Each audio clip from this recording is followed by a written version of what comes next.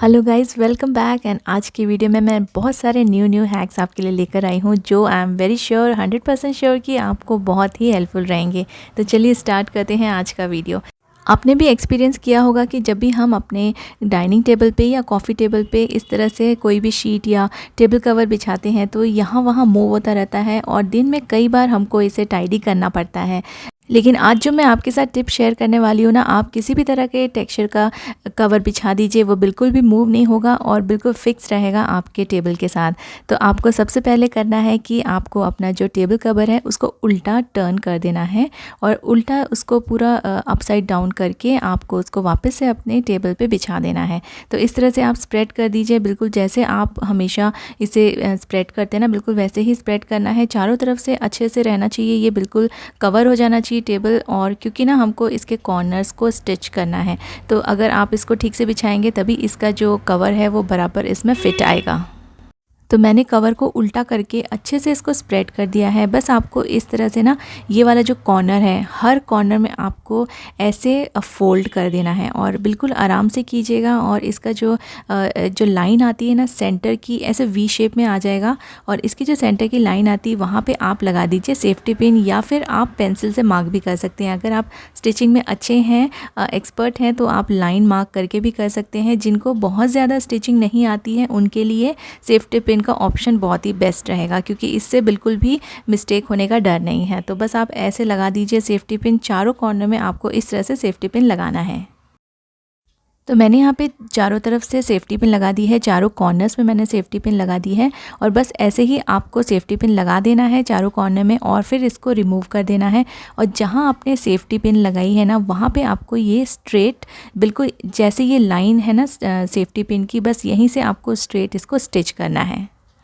चारों तरफ से स्टिच करने के बाद जो भी एक्स्ट्रा कपड़ा है ना उसको आप कट कर दीजिए। ये कॉर्नर से एक्स्ट्रा कपड़ा रहेगा, स्टिच करने के बाद उसको आप कट कर दीजिए। और जो साइड में भी अगर कोई एक्स्ट्रा है तो आप उसको कट करके अंदर की तरफ फोल्ड कर दीजिए। फाइनली स्टिचिंग के बाद मैं आपको दिखाती हूँ, ये चारों कॉर्नर से मैंने स्टिच कर दिया है और इस तरह से इसके होल्डर्स बन गए हैं। तो ऐसे बिछाएंगे ना आप अपना डाइनिंग टेबल तो ये बिल्कुल भी मूव नहीं होगा और आपको बार बार इसे टाइडी करने की ज़रूरत नहीं पड़ेगी। ज़रूर ट्राई करके देखिएगा, ये वाला टिप बहुत ही यूज़फुल है और इसको आप कॉफ़ी टेबल पे भी यूज़ कर सकते हैं।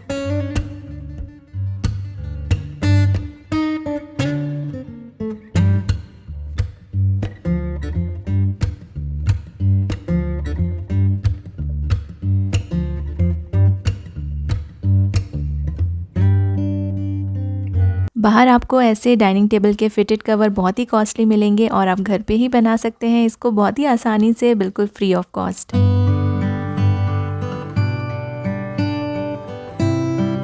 इन बॉटल्स के बॉटम का पोर्शन मैंने कुछ DIY बना के दिखाया था आपको, मैंने यूज़ किया था इनको। तो बस ये ऊपर का जो पोर्शन रह गया ना, इनको भी मैं आज यूज़ करने वाली हूँ। आपको बस ये जो बॉटल का जो ऊपर का जो पोर्शन है ना, उसको कैप की तरफ से ना पूरे अच्छी तरीके से इसको कट कर लेना है और इसको इस तरह से ना जितना भी ये एक्स्ट्रा पार्ट है इसको आप कट कर लीजिए। एक्स्ट्रा जितना भी है ना, कट करने के बाद ये इस तरह से दिखेगा। और आपको दूसरी बॉटल का कैप लेना है और इसमें ना थोड़ा अच्छे से इसको दबा के आपको इसमें फ़िट कर देना है। तो ये बहुत ही आसानी से फ़िट हो जाता है, बहुत ज़्यादा मुश्किल नहीं है। बस इस तरह से इसको प्रेस कर दीजिए और ये अच्छे से फ़िट हो जाएगा। और जो ऊपर का कैप है उसको आप नॉर्मल जैसे हम कैप को लगाते हैं ना, उस तरह से बंद कर देना है। एक छोटी सी डिब्बी रेडी है और आप इसमें कुछ भी रख सकते हैं, क्रीम रख सकते हैं या फिर आप इसको ट्रैवलिंग के लिए भी यूज़ कर सकते हैं। क्योंकि ये सारी चीज़ें हमारी जो बॉटल्स वगैरह रहती है ना, वेस्ट हो जाती हैं, तो इस तरह से आप इनके कैप्स को यूज़ करके एक छोटी सी डिब्बी बना सकते हैं। और ये जो छोटी छोटी जो डिब्बियाँ होती हैं ना, बॉक्सेस होते हैं, ये बहुत ज़्यादा काम आते हैं बहुत सारी चीज़ें रखने के लिए।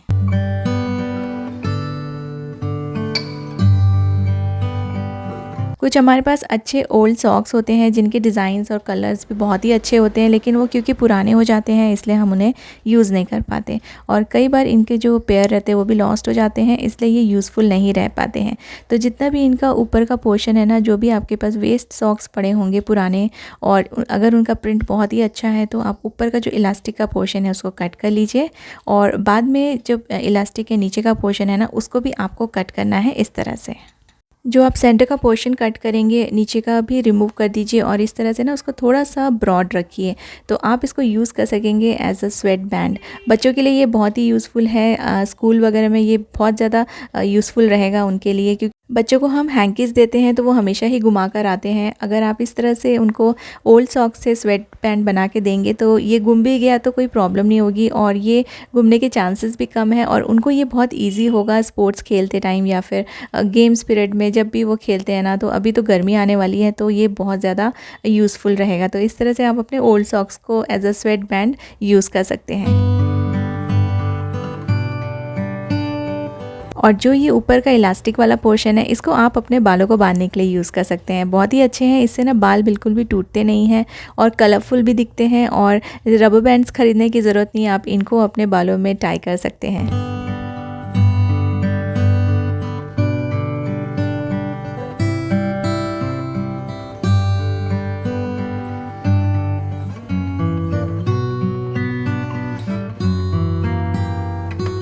नॉर्मली जब भी हम अपने कुकर में दाल को बॉईल करते हैं तो दाल बहुत ज़्यादा ऊपर से कुकर छोड़ देता है और बहुत ज़्यादा हमारा जो कुकर है वो गंदा हो जाता है और किचन भी गंदा हो जाता है। लेकिन इस कुकर में मैंने दाल डाला हुआ है और बिल्कुल भी ये दाल का पानी ऊपर नहीं आ रहा है और कुकर भी गंदा नहीं हुआ है और बिल्कुल भी जो मेरा गैस है और जो मेरे टाइल्स हैं पीछे वो भी बिल्कुल गंदे नहीं हुए हैं।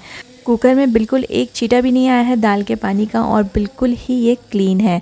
तो मैं दिखाती हूँ कि मैंने किस तरह से दाल को बॉईल किया है जिससे कि दाल का जो पानी है ना कुकर के ऊपर बिल्कुल भी नहीं आया है।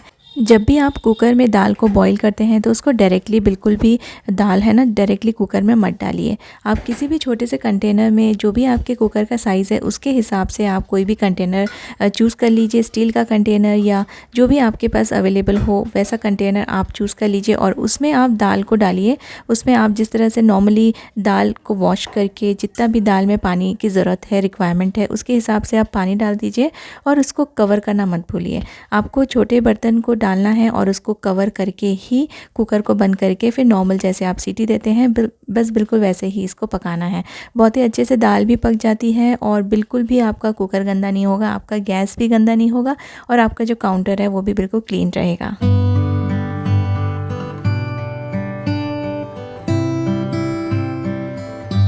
हम जितने भी ग्रेटर यूज़ करते हैं अपने किचन में उसमें कई सारे ऑप्शंस होते हैं, तो कुछ ऑप्शंस तो हमें पता है कि ये किस लिए यूज़ किए जाते हैं, लेकिन आप ये जो इस साइड में जो दिया गया ना जैसे ये डॉट डॉट डॉट, तो इसको किस तरह से यूज़ करते हैं और ये क्यों दिया जाता है ये मैं आपको बताती हूँ।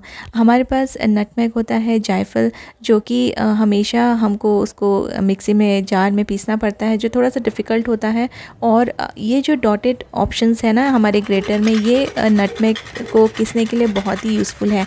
इसमें अगर आप इसको ग्रेट करेंगे ना तो इसका बहुत ही अच्छा सा बारीक सा पाउडर बन जाएगा और फिर आप उसको जो भी चीज़ बनाना है ना उसमें आराम से यूज़ कर सकेंगे।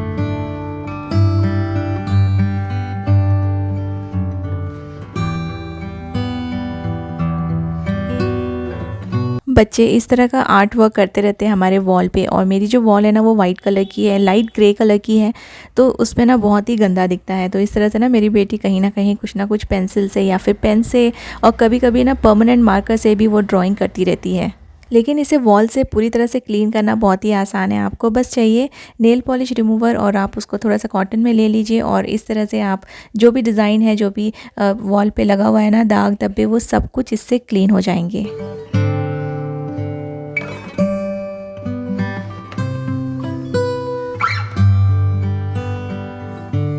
ये सभी टिप्स आपको कैसी लगी मुझे कमेंट करके ज़रूर बताइएगा। वीडियो को यहाँ तक देखने के लिए थैंक यू सो मच।